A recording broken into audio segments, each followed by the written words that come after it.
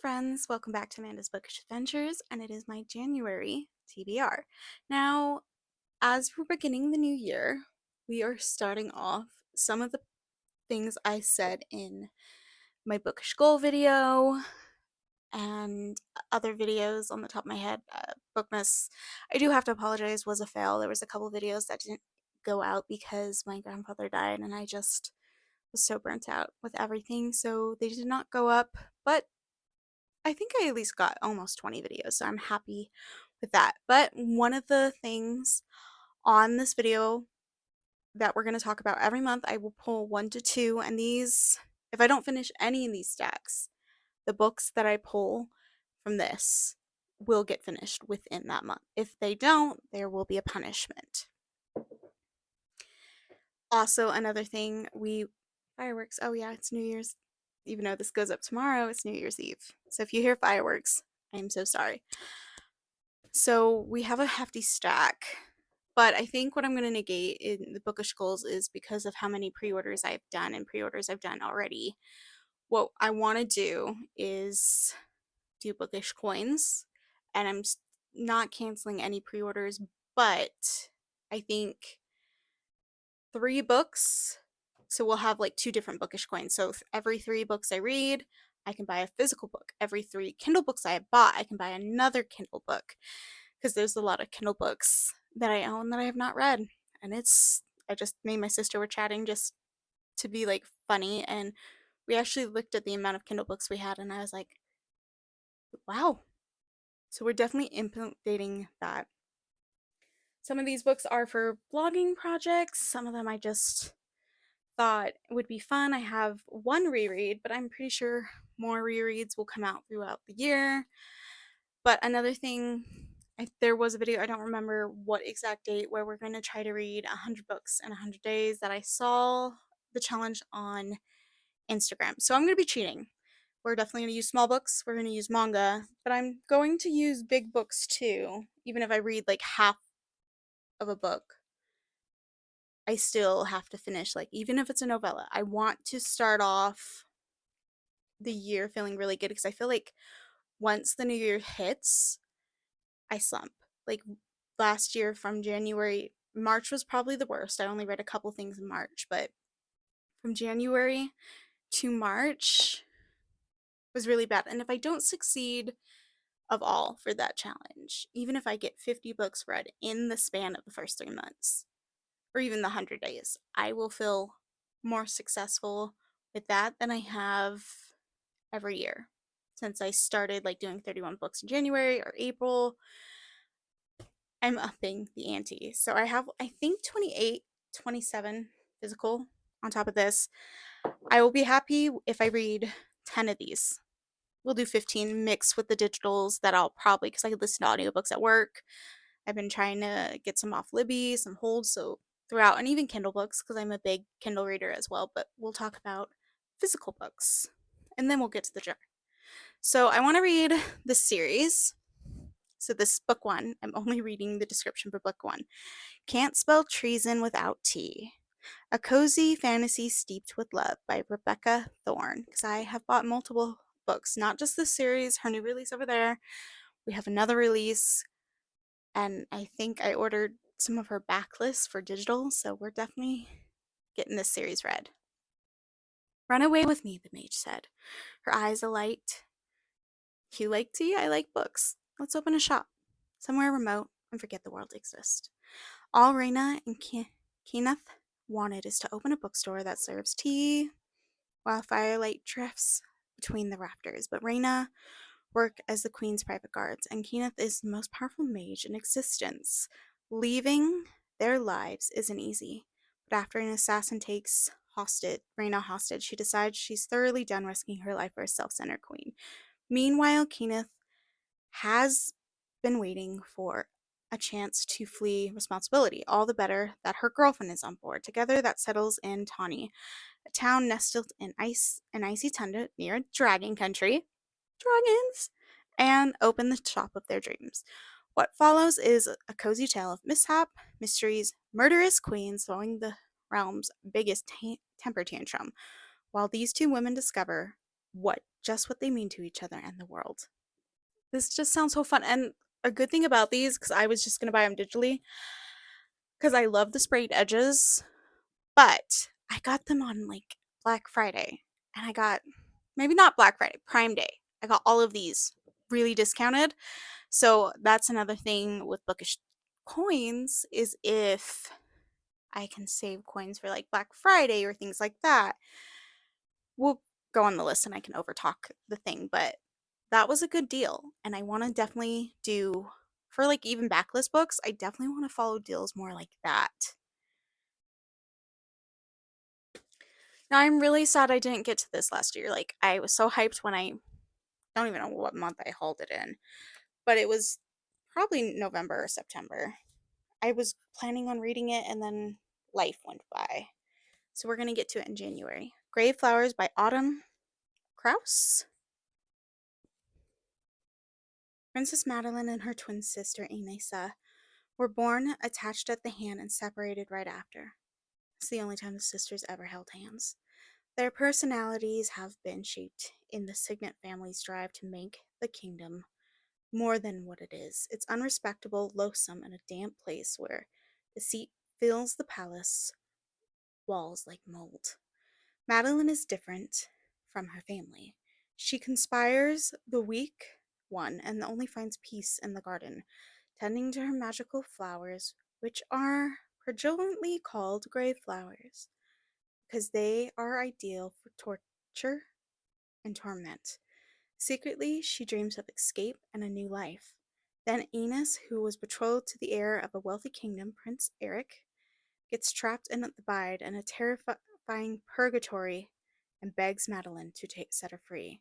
Now, not only must Madeline take her sister's place as Eric's bride to be, but she must finish Enos's secret mission. Enos just wasn't sent to marry Prince Eric to kill him and solidify a profitable pact with his traitorous uncle. On behalf of her family, Madeline will need to resist the inferior, clever prince, and as well as her own heart if she's to free her sister and finish the job. So, a lot of these books for this TBR, even for like my priority or reads of 2026, have very much similar themes. So, I'm very happy with that one. Now, this one will get a vlog by itself. And the reason why it's getting a vlog by itself is because I'm going to attempt to read the A to Z challenge. I'm going to have different rules where if it has the letter, even if it's not the first letter in the title, it counts because Q is definitely hard. X is definitely hard to fulfill. And I've attempted it in the past. I don't remember what year I had vlogs for it, but we're just going to be kind and it's one book for each vlog. Enter the Isles of Candace. In this special collector's edition of Rivers Enchanted, a stunning first adult novel, best-selling author of The Divine Rivals. It started with a letter and an ominous journey across dark waters. 10 years after being sent away to the mainland to become a bard, Jack Tamberlane is summoned home to Candace. Girls are missing from the island, and Adrena, his childhood nemesis, and the future leader of the clan believes Jack is the only one who can find them. The elemental spirits dwell in every breath of air, splash of water, blade of grass. Flicker of fire find the mirth in the lives of the humans, and a bard's music is the only way to summon them and ask the girls to be returned. Yet as Jack and Adrena get closer to solving the mystery, it becomes apparent that an older, darker secret about Candace lurks beneath the surface, and a harp song may not be strong enough to stop it. With an unforgettable characters, a thrilling plot, and a lush folklore-inspired world, A River Enchanted is a stirring tale of story of duty, love, and creating harmony between opposing forces. This book is the in the Elements of Candace duology, marks Rebecca Ross' brilliant entry in the adult fantasy stage.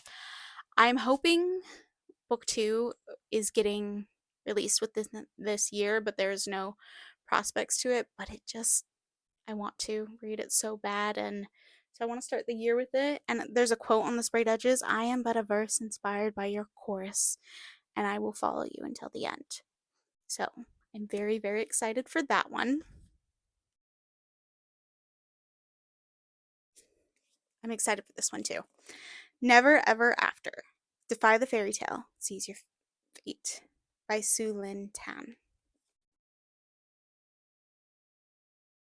Fate isn't forged in iron. Life and Iron Mountains. Life in the Iron Mountains is harsh, unforgivable after the death of her beloved uncle. Yining has survived by becoming a skilled thief and an even better liar. When she acquires an enchanting ring that holds the key to the brighter future, it is stolen by her step-aunt, and Yining must venture into the imperial heart of the kingdom and to seize it back. Amid the grandeur of the palace, Yining catches the eye of a ruthless and ambitious prince who tempts her with a world she's never imagined. But nothing is as it seems, for she soon is trapped in a tangle of power, treachery, and greed. Her only ally, the cunning advisor from a rival court who keeps dangerous secrets of his own. To break free, she must unravel the mystery of her past and fight for the future that both frightens and calls to her. Never After is a powerful, fierce reimagining of Cinderella, the first in a breathtaking new fantasy romance series influenced by Chinese fairy tales from acclaimed author of The Daughter of the Moon Goddess. I'm hoping that it's because it's a series we get like different couples for different retellings and there's Chinese folklore. Definitely want to read that. Now, this one I definitely don't want to read, but I've had it since it's been released and it's getting a vlog of its own. And it's probably one of the oldest books I've had that I have not on hold because I was so excited for it when it did come out, but then I've never gotten around to it. Everyone knows the story of Rapunzel in her tower. Do you know the story of the witch who put her there? Mary McNee's spellbinding debut novel reveals the truth behind the fairy tale, the truth they never wanted to know, as only a witch might tell it.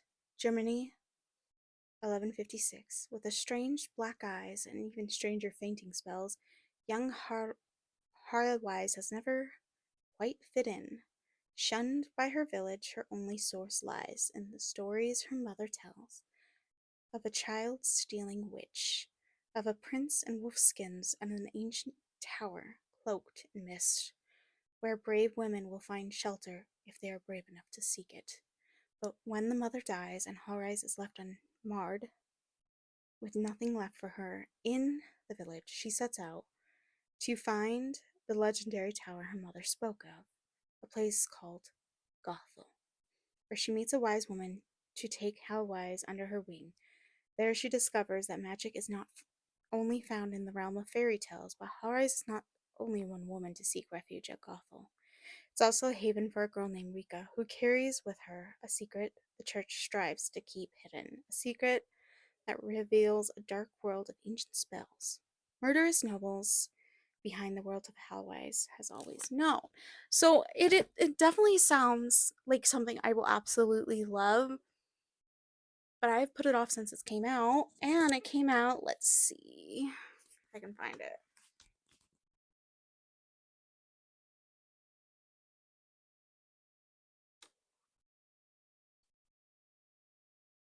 In 2022.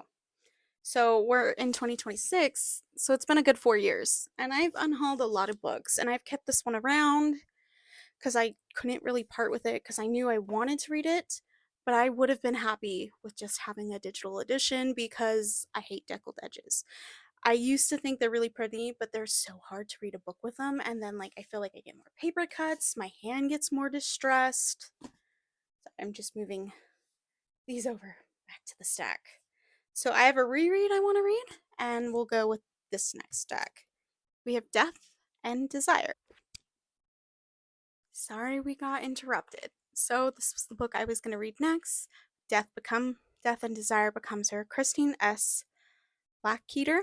Now, it is kind of like a Mummy, the Mummy reimagining, and that's one of my favorite movies, and I'm definitely into a couple rereads throughout the year, and it's small enough, and I've missed this world. Violet Conway's obsession with Egypt began when she was a little girl. She treasures the precious gem her mother purchased from a street vendor while visiting Cairo, and one day hopes to visit the country that haunts her dreams. When her father schedules a business trip, she convinces him to let her come along. But his concession comes with strings. Her brother must accompany her on every outing. Her dream of seeing Cairo in all its splendor is dashed when her brother and best friend fail to uphold their agreement. Her father hires Khalid, a local bodyguard, to protect her, determined to enjoy Egypt on her terms without a staunch stranger following her, no matter how handsome he is. Violet abandons all caution to find herself in the mortal danger. Violet quickly discovers her new protector is far more than a hired goon. He's Anubis, god of the dead, and has set his sights on the one thing Violet treasures more than life itself, the jewel she wears in the memory of her late mother. But it seems Anubis is not the only one enticed by such treasure. It's such a fun book. We have some novellas I purchased. Save some of your screams for the queen there. There's a good girl. Janeth Carter has given up on magic these days. She's done being curious. Insatiable dreaming, she wants to finish her graduate degree and spend the rest of her life as a sensible archaeologist. So the thing she expects when she goes to her dig site on Halloween night. Oh, I guess I should have saved it for Halloween, but maybe I'll do it because there is a blog project I want to do. Maybe I'll read this one in it and just film the video ahead of time. Outside an ancient Scottish night and the mysterious stranger standing outside an ancient Scottish grave. Okay, well, they're actually, well, the actual last thing she expects is for the strangers to kidnap her and drag her into fairyland.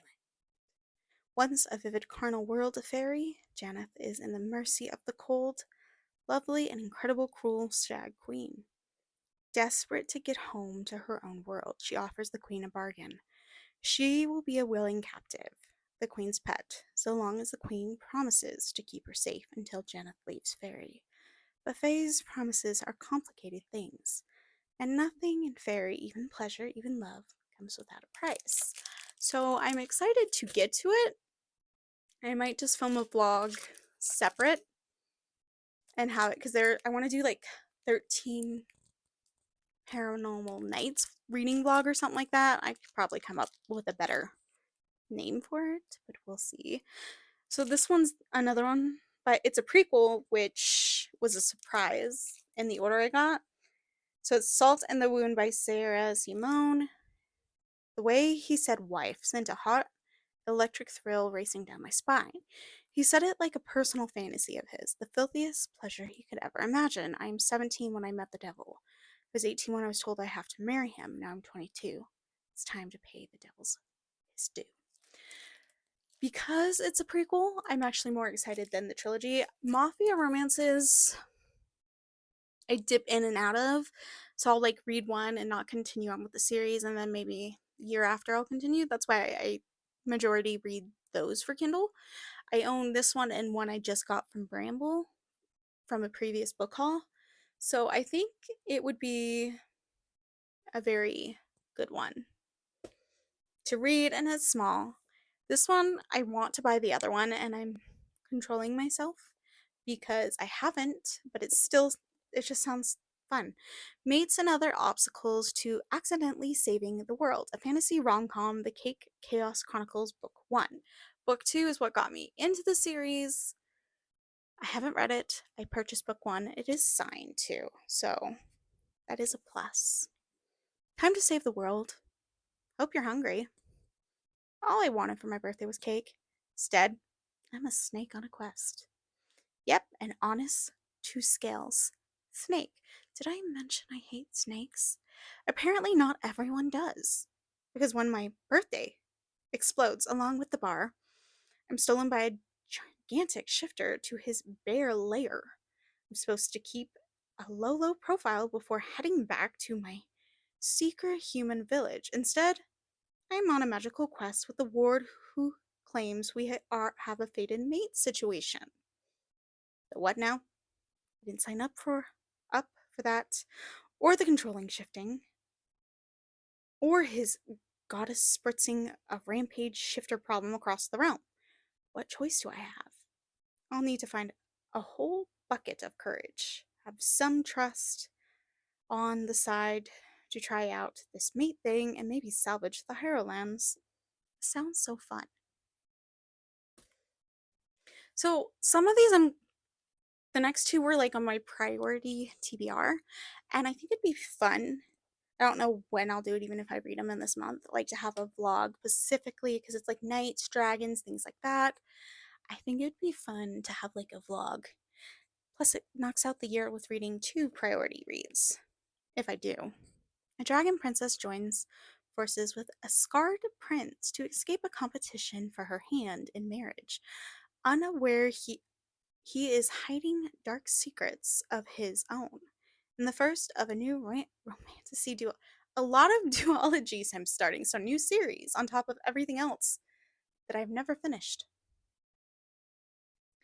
Swept from her quiet life as an apothecary's apprentice to the treacherous courts of the High King, Rosie Hartwood is shocked to discover she is the long lost daughter of the demonic Dragon Queen, reawakening her dormant magic and the kingdom's only hope for salvation.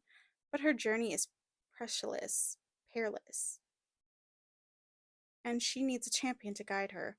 So the High King hosts a series and tries to determine which prince is worthy of honor and of claiming Rosie's hand in marriage. Rosie, however,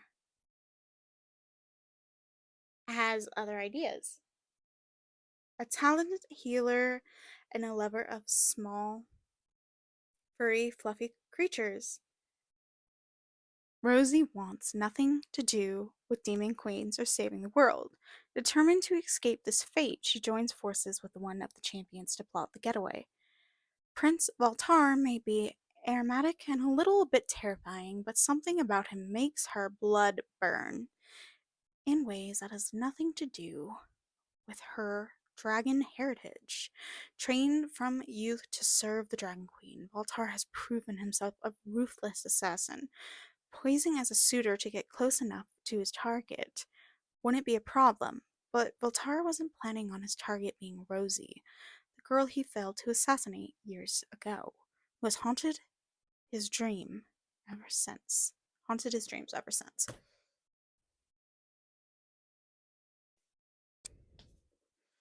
The Isles of Silver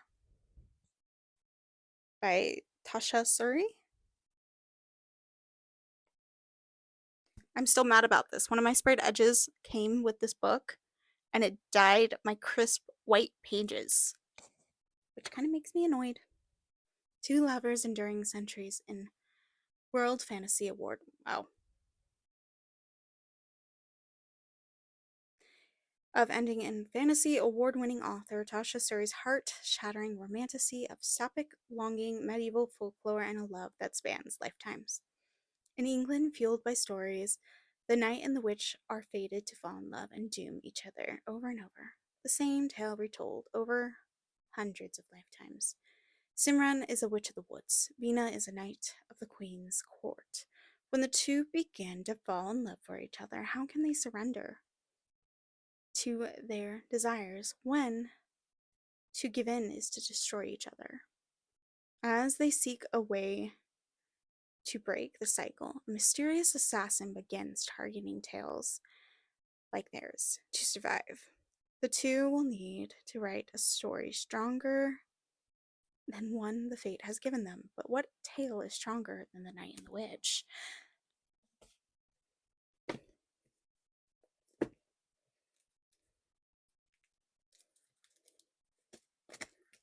See, I think those two in a vlog, and I have other ones like I could throw in here for that, but I think those two maybe with another one, I don't know. Sounds kind of fun.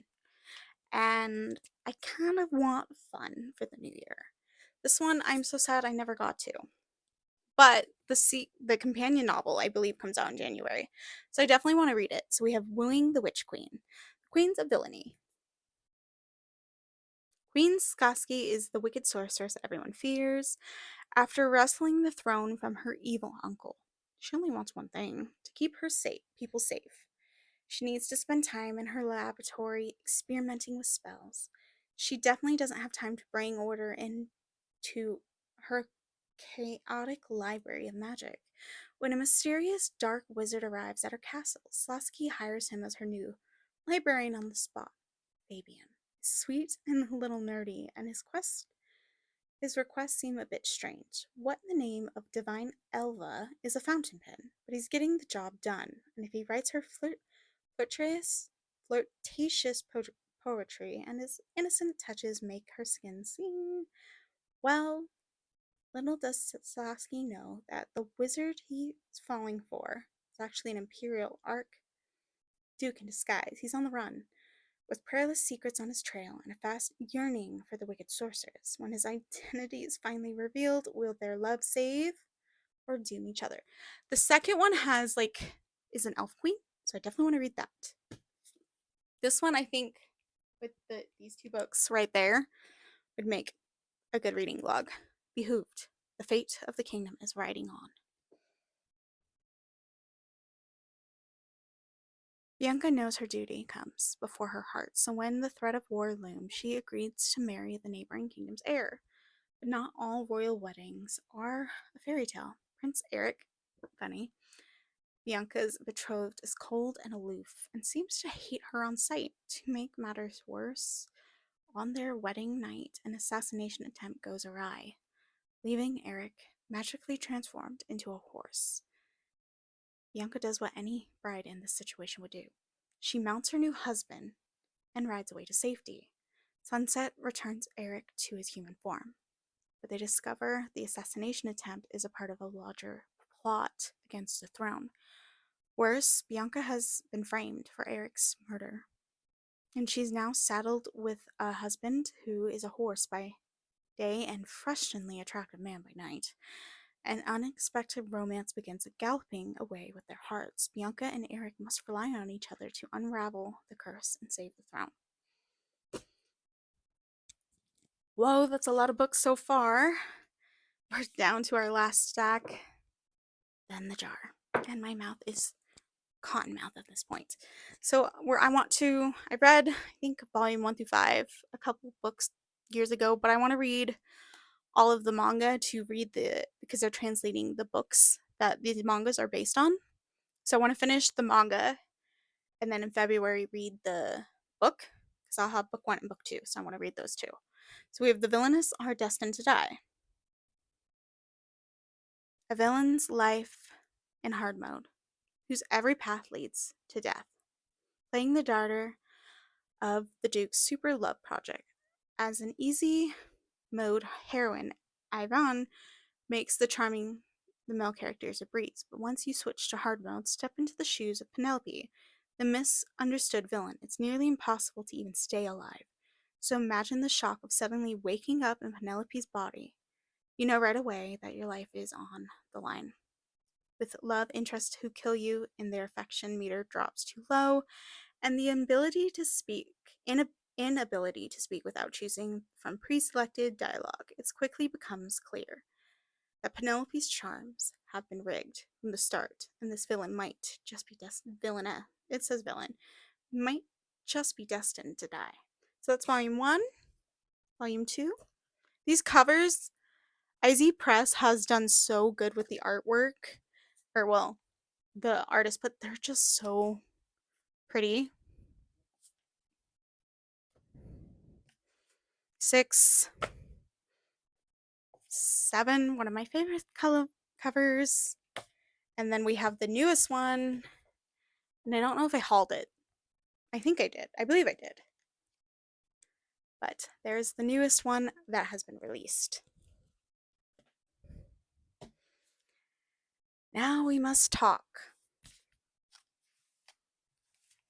One of these books, this one, spoils the book haul.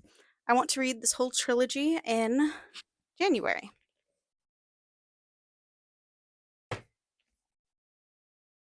and I think it'll be fun.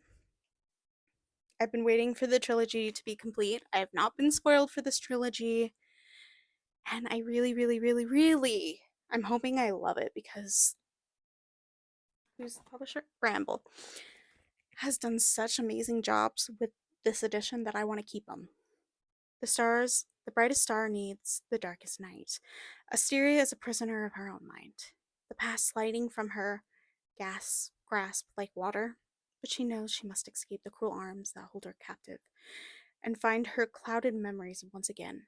The quest leads her to liberation, a successful a succession of tri a succession of trial hosted by the king in which 5 humans lands complete for the cycle of safety from the vampires seeking blood, claiming souls and savaging after dark. But even though winning the Liberatium will not keep Asteria safe from vampires, she is made a bargain with the beautiful and deadly knight, who stalks her dreams, haunts her waking hours. He promised to keep her safe. She knows she cannot trust him, cannot trust his lies, even as she finds herself drawn deeper and deeper into his seduction embrace. Caught between night and her own mysteries, Asteria must decide if the winning Librium for her kingdom is worth her life, or if protection and the answers of her past really are her strongest desires. So I want to read 2, 3. I want to finish this trilogy. It's such a beautiful trilogy that I think it would be so much fun. It is time to do the jar.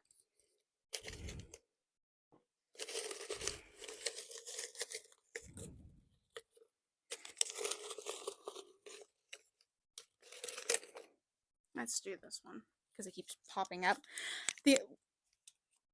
So I did like a test just to test a couple papers. I wrote these with gel pens, so they're smudged. Some of them are smudged because I didn't let them dry.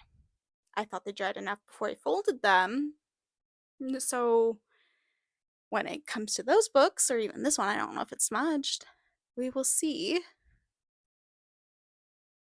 if I can't find the title, if it has a similar word in one of the previous titles, I will take it.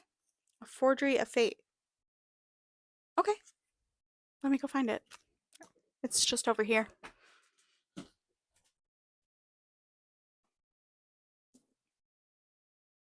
It's on that shelf over there. It's funny because I think this is for another one of my priority reads, and I think it's another duology. All Nina has wanted is to become an artisan. All Patrick seeks is a craftsman's revolution.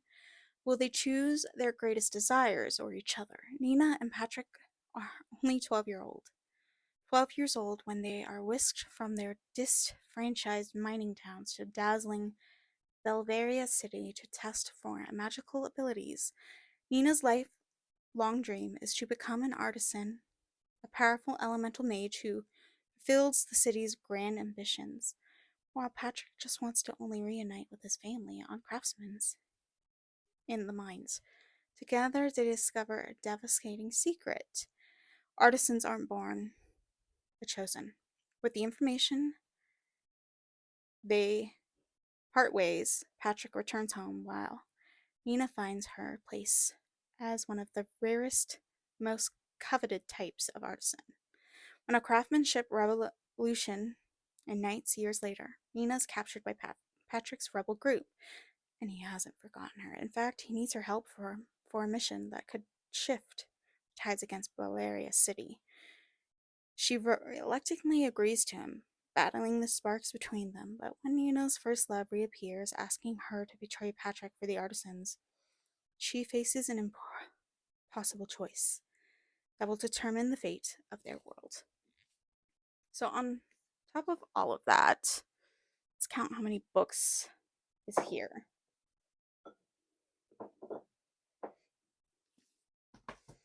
1, 2, 3, 4, 5, 6, 7, 8, 9, 10, 11, 12, 13, 14, 15, 16, 17, 18, 19, 20, 21, 22, 23, 24, 25, 26, 27, 28.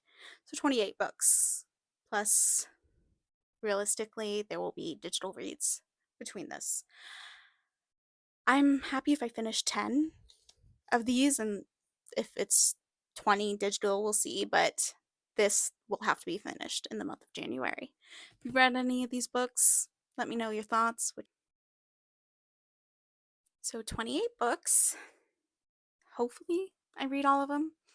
Hopefully we read more physical books than digital, but you never know. So if you've read any of these books, I'd love to hear your thoughts. Which one should I read first? See you next time.